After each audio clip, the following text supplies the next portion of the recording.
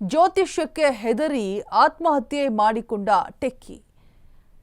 ಭಾಷಾ ಕಂಪನಿಯಲ್ಲಿ ಕೆಲಸ ಮಾಡ್ತಾ ಇದ್ದಂತಹ ವಿದ್ಯಾ ಸೂಸೈಡ್ ಮಾಡಿಕೊಂಡಿದ್ದಾರೆ. ಬಾಗಲಕೋಟೆ ಎಂಇಐ ಲೇಔಟ್ನಲ್ಲಿ ನಿನ್ನೆ ನಡೆದಂತಹ ಘಟನೆ. ಭಾಷಾ ಕಂಪನಿಯಲ್ಲಿ ಕೆಲಸವನ್ನ ಮಾಡ್ತಾ ಇರ್ತಾರೆ. ಬಾಗಲಕೋಟೆ ಎಂಇಐ ಲೇಔಟ್ನಲ್ಲಿ ಕೆಲಸವನ್ನ ಮಾಡ್ತಿರ್ತಾರೆ. ವರ್ಕ್ ಫ್ರಮ್ ಹೋಮ್ ಹಿನ್ನೆಲೆ ಮನೆಯಲ್ಲಿ ವಿದ್ಯಾ ಜ್ಯೋತಿ ಕೆಲಸವನ್ನ ಮಾಡ್ತಾ ಇರ್ತಾರೆ. ಈ ನಡುವೆ ಕೊಡಗು ಮೂಲದ ಯುವಕನನ್ನ ಪ್ರೀತಿಸಿರ್ತಾರೆ ವಿದ್ಯಾ ಇಷ್ಟದಂತೆ ಎರಡು ಮನೆಯಿಂದಲೂ ಕೂಡ ಮದುವೆಗೆ ಒಪ್ಪಿಗೆ ಕೂಡ ಆಗಿರುತ್ತೆ.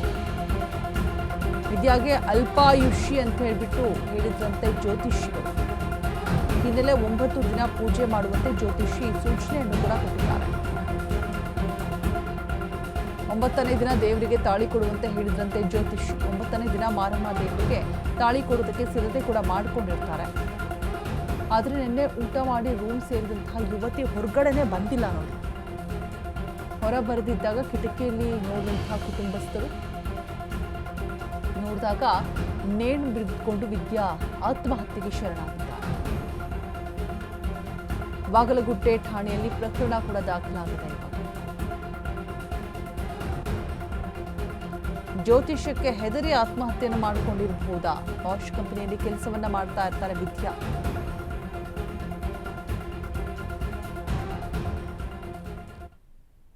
ಜ್ಯೋತಿಷಿಗಳು ಭವಿಷ್ಯವನ್ನು ಕೂಡ ನೋಡ್ತಿರ್ತಾರೆ. ಭವಿಷ್ಯಕ್ಕೆ ಏನಾದರೂ ಹೆದರಿ ಆತ್ಮಹತ್ಯೆಗೆ ಶರಣಾದ್ರ 9 ದಿನ ಪೂಜೆಯನ್ನು ಕೂಡ ಮಾಡಬೇಕು ಅಂತ ಹೇಳ್ತಾರೆ.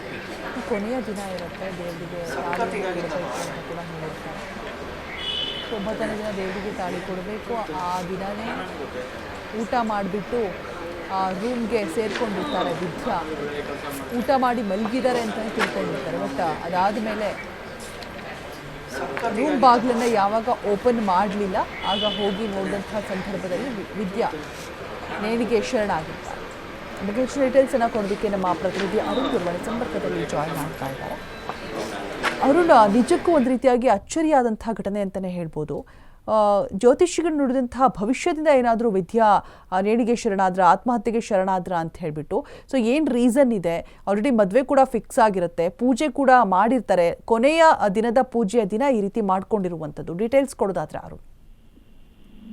ಏನಂದ್ರೆ ಬೆಂಗಳೂರಿನಲ್ಲಿ ಜ್ಯೋತಿಷ್ಯಕ್ಕೆ ಆತ್ಮಹತ್ಯೆ ಮಾಡಿಕೊಂಡಿರುವಂತಹ ಒಂದು ಅನುಮಾನ ಇದೀಗ ಬಂದಿರುವಂತದ್ದು. ಬಾಗಲಕೋಟೆ ಪೊಲೀಸ್ ಠಾಣಾ ಎಂಇಐ ಲೇಔಟ್ನಲ್ಲಿ ನಿನ್ನೆ ಸಂಜೆ ವಿದ್ಯಾ ಜ್ಯೋತಿ ಎನ್ನುವ ಯುವತಿಯ ಒಂದು ಆತ್ಮಹತ್ಯೆಯನ್ನ ಮಾಡಿಕೊಂಡಿರುವಂತದ್ದು. ಅಂದ್ರೆ ಮನೆಯವರು ಸಹ ಆಕೆಗೆ ಮದುವೆಯನ್ನ ಮಾಡಕ್ಕೆ ನಿಶ್ಚಯನ ಮಾಡಿದ್ರು. ಹುಡುಗನ ಕುಟುಂಬಸ್ಥರ ಜೊತೆಗೆ ಸಹ ಮಾತುಕತೆಯನ್ನ ಮಾಡಿದ್ರು. ಜೊತೆಗೆ ಏನಂದ್ರೆ ಬಾತ್ರೂಮ್ನಲ್ಲಿ ಆಕೆ ಕೆಲಸವನ್ನ ಮಾಡ್ತಾ ಇರ್ತಾನೆ. ವರ್ಕ್ ಫ್ರಮ್ ಹೋಮ್ ಮನೆಯಲ್ಲಿ ಕೆಲಸ ಮಾಡ್ತಾ ಇದ್ರು, ಟೆಕ್ಕಿಯಾಗಿರ್ತಾರೆ.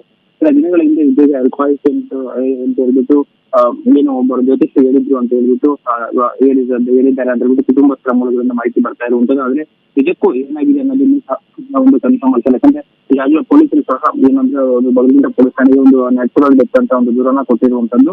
ಇದಕ್ಕೆ ಸಂಬಂಧಪಟ್ಟಂತೆ ವಿದ್ಯಾ ಇಷ್ಟದಂತೆ ಎರಡು ಮನೆಯವರು ಮದುವೆಯನ್ನ ಮಾಡಿಕೊಳ್ಳಲು ಒಪ್ಪಿಕೊಂಡಿದ್ದರು. ಅಲ್ಪಾಯುಷಿ ಜ್ಯೋತಿಷ್ಯ 9 ಪೂಜೆ ಮಾಡುವಂತೆ ಹೇಳಿದ್ರಂತ ಗೊತ್ತಾಗ್ತಾ ಇರುವಂತದ್ದು. ಇದು ಈಗಾಗಲೇ ಇದಕ್ಕೆ ಸಂಬಂಧಪಟ್ಟಂತ 9 ದಿನದ ದೇವರಿಗೆ ತಾಳಿ ಕೊಡುವ ಹೇಳಿದ್ರಂತೆ ಜ್ಯೋತಿಷ್ಯ.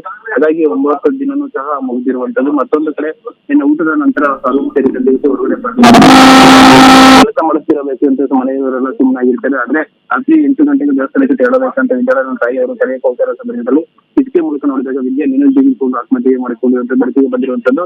ನಿಜಕ್ಕೂ ಏನಾಗಿದೆ ಏನೋ ಅನ್ನೋದ್ರ ಬಗ್ಗೆ ಈಗ ಪೊಲೀಸರು ತನಿಖೆಯನ್ನ ಮಾಡ್ತಾ ಇರುವಂತದ್ದು. ರೋಜಾ,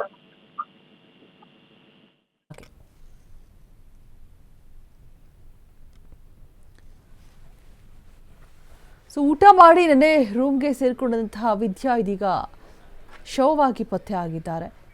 ನೋಡಿದಾಗ ನೇಣು ಬಿಗಿದುಕೊಂಡು ವಿದ್ಯಾ ಆತ್ಮಹತ್ಯೆಯನ್ನು ಮಾಡಿಕೊಂಡಿದ್ದಾರೆ. ಜ್ಯೋತಿಷಿ ನುಡಿದಂತಹ ಭವಿಷ್ಯದಿಂದಲೇ ಹೀಗಾಯ್ತಾ? ಕೊನೆಯ ದಿನದ ಪೂಜೆ ತಾಳಿಯನ್ನು ಅರ್ಪಿಸಬೇಕಾಗಿರುತ್ತೆ, ಅಮ್ಮನಿಗೆ ಮದುವೆ ಕೂಡ ಫಿಕ್ಸ್ ಆಗಿರುತ್ತೆ, ತಾನು ಪ್ರೀತಿಸಿದಂತಹ ಹುಡುಗನ ಜೊತೆಗೇನೆ. ಅಷ್ಟರಲ್ಲೇ ಈ ರೀತಿಯಾದಂತಹ ಅನಾಹುತ ನಡೆದು ಹೋಗಿದೆ.